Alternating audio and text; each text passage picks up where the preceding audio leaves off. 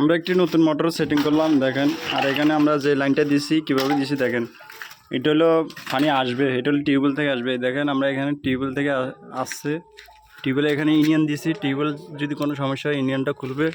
আর এখান থেকে দেখেন আমরা কনসেল করি, এখানে আনছি, এখানে একটা ইউনিয়ন দিয়েছি মোটরটার যেন খোলা লাগে এই জন্যই, মানে এটা সহজে খুলতে পারবে। এটা হলো ইউনিয়ন, এখানেও ইউনিয়ন দিছি খোলার জন্য মোটর। আর এখানে ইউনিয়ন দিছি, এখানে দেওয়ার উদ্দেশ্য হলো এখানে গেট বল যদি নষ্ট হয়ে যায় তখন এই গেট বলটা চেঞ্জ করতে পারবে। আর গেট বলটার উদ্দেশ্য দেওয়া হলো এই পাইপটার ভিতরে পানি জমা থাকবে, যখন মোটর নষ্ট হয়ে যাবে তখন মনে করেন গেট বলটা বন্ধ করে দিলে তখন পানিগুলো আসবে না। এখানে রুমে গেলে দেখা গেছে পানি পড়বে টাইসে মানে ঘর বাসি যাবে। এই জন্য আমরা গেট বল দিয়েছি, নষ্ট হয়ে গেলে গেট বলটা বন্ধ রাখবে। আর এখানে দেখেন উপরে গেট বলটা দেওয়ার উদ্দেশ্য হলো মাঝে মাঝে আপনার বাতাস ধরে, তখন এখানে পানি ডালতে পারবে। পানি ডালি মোটরে পানি দিয়ে এনে আবার পানি এক্সট্রা দিতে পারবে।